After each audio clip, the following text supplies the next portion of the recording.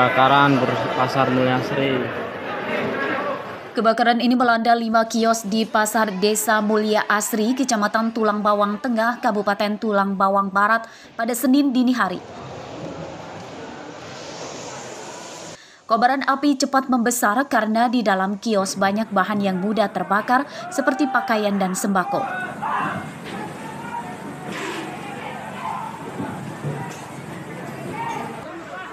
Petugas BPBD, pedagang, dan warga di sekitar pasar saling bahu-membahu berusaha memadamkan api. Namun api yang sudah terlanjur besar sempat sulit dipadamkan. Menurut pedagang, kebakaran akibat korsleting listrik dari kabel induk PLN yang menjalar ke pertokoan. Api yang cepat besar membuat sebagian pedagang tidak sempat lagi menyelamatkan isi toko.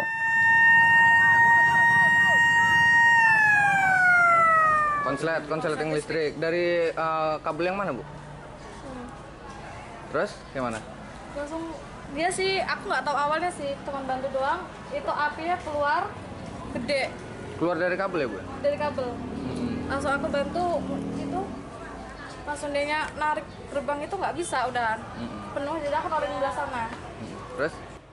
Api berhasil dipadamkan setelah 1 jam petugas BPBD melakukan pemadaman dengan mengerahkan 4 unit mobil damkar.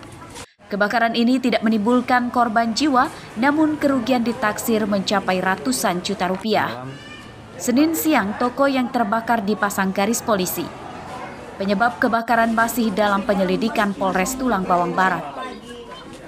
Mustaqim melaporkan dari Tulang Bawang Barat.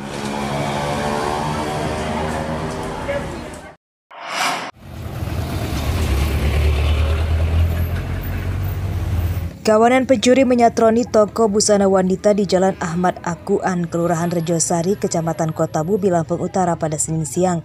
Pelakunya diduga merupakan gerombolan emak-emak yang berjumlah 4 orang. Oh, cotton bud ya nanti ya. Ini sabun mandi ya? Bukan. Para pelaku itu sempat terekam dengan kamera ponsel yang dilakukan oleh pegawai toko. Modus pelaku yakni datang berkelompok dan menyamar sebagai calon pembeli. Mau nengok ya. Pilih-pilih ya tante. Satu pelaku sibuk mengalihkan perhatian pemilik toko dengan sibuk minta diambilkan baju yang digantung di atas dan meminta barang lainnya yang tidak dijual di toko. Dan saat itulah sebagian pelaku mencuri pakaian. Pencurian baru disadari korban saat para pelaku sudah pergi. Yang pertama mereka tuh turun ya Kak. Pertama turun satu, nggak lama itu turun lagi. Upek banget. Kayak ada kertas kado nggak Mbak? Mbak, kertas kadonya ada nggak? Jualan nggak sih? Mbak, minta ambilin cotton bud lah biar aku ke arah belakang. Minta ambilin cotton bud, minta ambilin baju yang ini, minta harus yang warna pink. Terus tuh yang lain tuh sibuk nangis gitu loh Kak. Sampai ada kayak yang nutup-nutupin muka aku sama baju yang dipegang mereka. Setelah mereka udah dapet, itu dia orang langsung naik mobil nggak balik lagi. Kerugian korban ditaksir mencapai hampir 1 juta rupiah. Pada kasus ini, wajah salah satu pelaku sempat terekam kamera secara jelas. Meski tidak dilaporkan ke polisi, korban berharap polisi dapat menangkap mereka. Selain di tokonya, ternyata pencurian dengan modus yang sama dan diduga oleh pelaku yang sama pernah terjadi di salah satu toko teman korban di Kotabubi, Lampung Utara. Ardi Yohaba melaporkan dari Lampung Utara.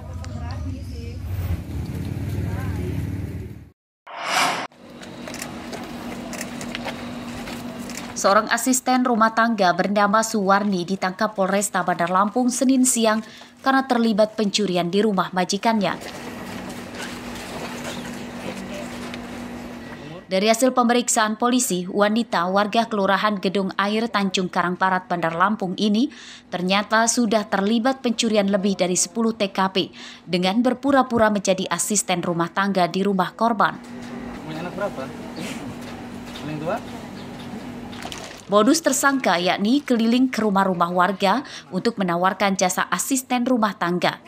Jika diterima sebagai asisten rumah tangga, tersangka awalnya berpura-pura bekerja beberapa hari. Saat rumah majikannya sepi, tersangka menguras barang berharga korban dan kabur.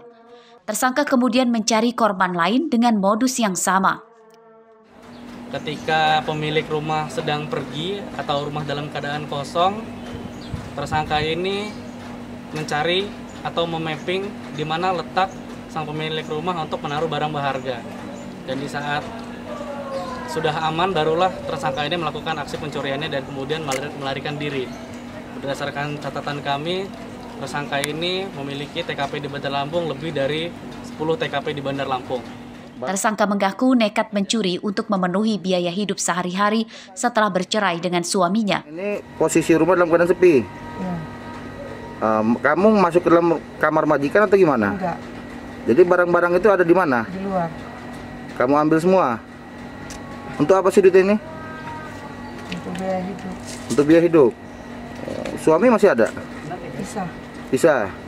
Dari penangkapan tersangka, polisi hanya menyita barang bukti pakaian korban. Untuk barang curian tersangka dari rumah korban berupa perhiasan, komputer jinjing, dan perabotan elektronik lainnya telah dijual. Bang itu lebih beliin baju-baju ini sama dia. Robi Laste melaporkan dari Bandar Lampung.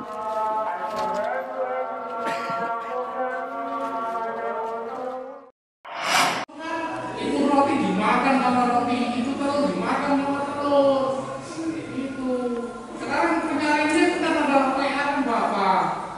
Kalau kuasa pengguna anggaran bolehlah, Pak. Seorang anggota majelis hakim memarahi 3 saksi kasus dugaan korupsi rehabilitasi Pasar Cendrawasih Metro di Pengadilan Negeri Bandar Lampung, Senin siang. Itu pasti menjawab menjelaskan ke PH bahwa ada SSA atau jumlah. Penyebab marahnya anggota majelis hakim karena saksi yang dimintai keterangan kesaksian malah melantur menuduh salah satu terdakwa kasus korupsi bernama Pansuri tidak pandai bekerja. Saksi menyebutkan terdakwa selaku pejabat pembuat komitmen tidak sesuai aturan dan tidak memiliki sertifikat keahlian bidang pengadaan barang dan jasa. Sidang kasus dugaan korupsi rehabilitasi Pasar Cendrawasih Metro digelar secara virtual di Pengadilan Negeri Tanjung Karang, Senin siang. Sidang menghadirkan 3 saksi, 1 diantaranya Kepala Dinas Perdagangan dan Pasar Metro, Leonard Huta Barat. Terdapat 2 terdakwa pada kasus dugaan korupsi perbaikan Pasar Cendrawasih Kota Metro tahun 2018, yakni Pansuri yang merupakan kuasa pelaksana teknis kegiatan, dan Suyitno sebagai pengawas rehabilitasi Pasar Cendrawasih Kota Metro. Mereka didakwa melakukan korupsi senilai 481 juta rupiah dari nilai anggaran 3 miliar rupiah lebih. Terlihat jelas bahwa memang sejak awal ini sudah cacat. Proses pelelangan sudah cacat dan ini terkesan dipaksakan. Kami masih akan menunggu saksi akan dihadirkan oleh jaksa penuntut umum minggu depan dan saya yakin bahwa ini sesungguhnya dipaksakan. Sidang akan kembali dilanjutkan pada hari Senin pekan depan dengan agenda mendengarkan keterangan dari terdakwa. Arsadi Saputra melaporkan dari Bandar Lampung.